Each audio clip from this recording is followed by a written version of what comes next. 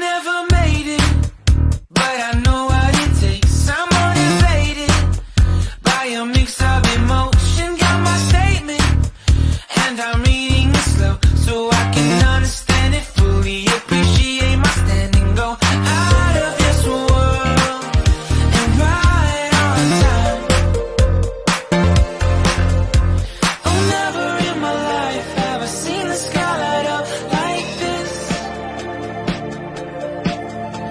I'm far away from Earth and I wanna know if you exist. Mission control, do you read me? Send me my coordinates lately. Mission control, am I drifting? Tie me to someone who will love me, yeah. Wait, I think I'll last a bit longer. Find another. Welcome everyone. Welcome everyone. Welcome everyone to another Ref Brandon and the Todd family YouTube video. Wherever you are, whatever you may be doing, thank you so much for making Ref Brandon and the Todd family a part of your day. We always greatly appreciate it. It's a Tuesday. Today we're going to be talking about Major League Baseball, NASCAR, and some college football. So got a lot to talk about today here on the channel. We'll start out with our weekly Braves report. The Braves have a short week this week. They were off yesterday. They have a 2-game series with the Red Sox tonight and tomorrow night, and they're off again on Thursday, and then they play this upcoming weekend against the Padres. So only 5 games for the Braves this week. They kicked off last week 4th place in the division. They ended the week 2nd place in the division. They're 14-16 right now. 2nd place behind the New York Mets. The Mets are the first and only team right now in Major League Baseball that has 20 wins. The last time the Mets got off to this good of a start was 1986, which is, of course, the year they won the World Series. So a lot of the Mets fans are feeling good right now, but it's still really early, so you can't really tell. But the Mets are off to a good start. But Ronald Acuna Jr. has been great since being called up. Charlie Morton finally pitched good on Sunday, so maybe he's finally turning the corner. A lot of people are saying that the reason why he was so bad in April was because spring training was so short because of the lockout, that he really didn't have a lot of time to warm up. He pretty much just went from the off season, which for him was a little bit longer because he got injured in the World Series and then had to go pretty much right back into the regular season. So hopefully Sunday was beginning of his turnaround. And the Philadelphia Phillies are absolutely atrocious on defense.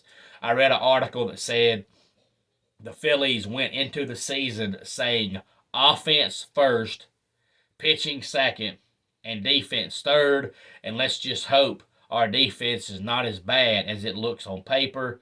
But so far, in the first month of the season, it has been. Their defense is terrible. I've seen middle school teams play better defense than the Phillies do. Their defense is so bad, along with their pathetic pitching, that they're going to have to pretty much score 7 or 8 runs every game to have a chance at winning, because they have no pitching and no defense whatsoever. But I despise Bryce Harper, so I enjoy seeing it. Now on to NASCAR. Let's get our top 10 real quick from the Darlington race on Sunday, throwback weekend of course, and then I'll give a few quick thoughts on that. Joey Logano became the 10th different winner this season in the season's first 12 races.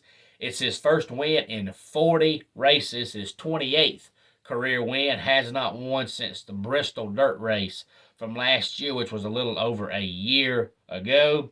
Tyler Reddick comes home second, and he will win a race, I believe, sometime this year.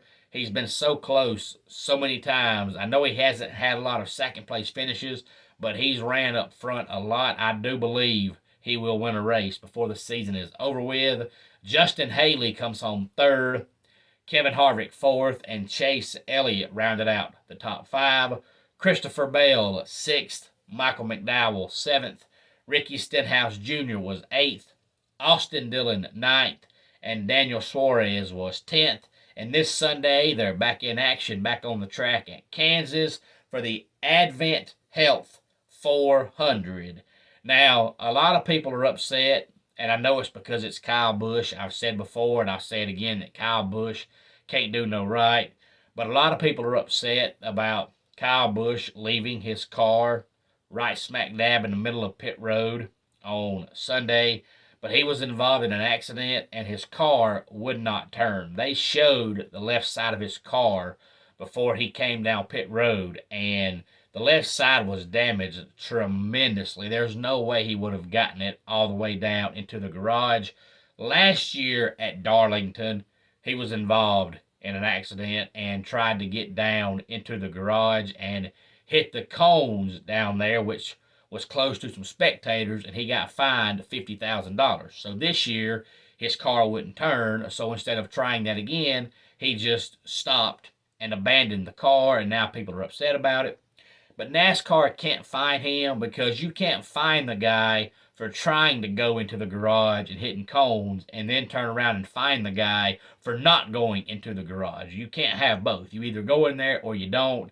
In my opinion, if you got fined the last year for trying to get back there and your car's not turning, he did the best thing. Leave it there. And I do have a question for a lot of old NASCAR fans. And my question is, do you like bumping? And I tell you the reason why I asked that is because I'm a long-time NASCAR fan, but I also watch Formula One. I also watch IndyCar. And in Formula One and IndyCar, you're not allowed to touch the other cars. You could actually be penalized and suspended and fined if you touch the other cars. You're supposed to race, not bump, not hit, but race. But NASCAR for many years was known for bumping. And you even had some of the old NASCAR fans say, hey, rubbing's racing.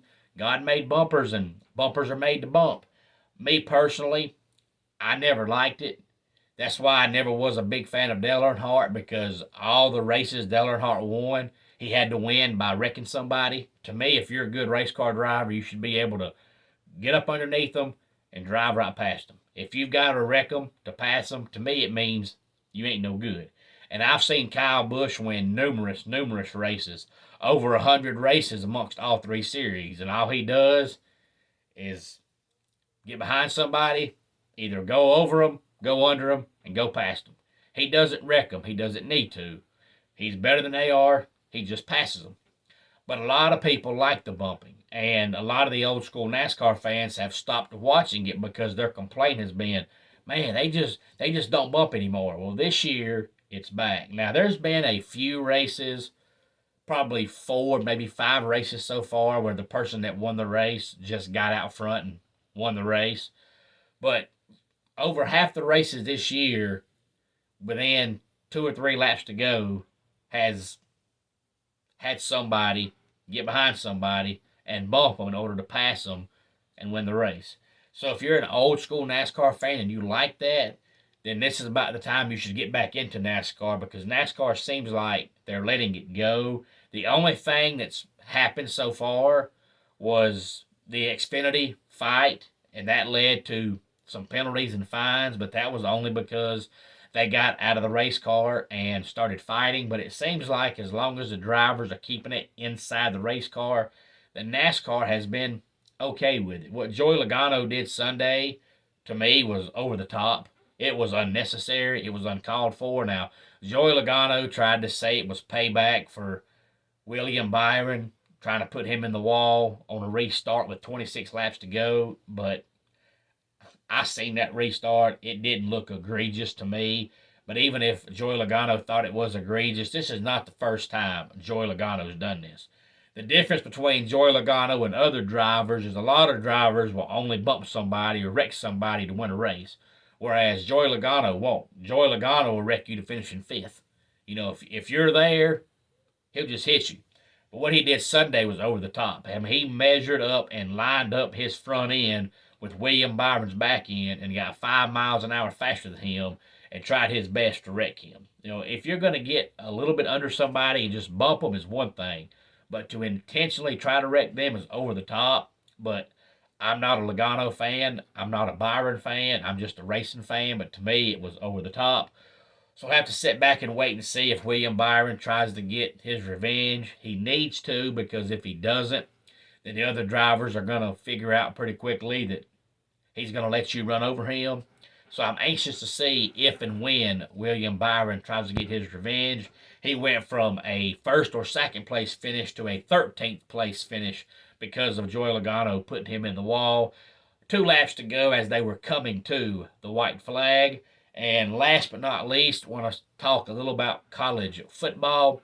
I know we've did a lot of college football videos so far. We'll do a lot more before the season gets here. Going to do at least one more this week, maybe 2.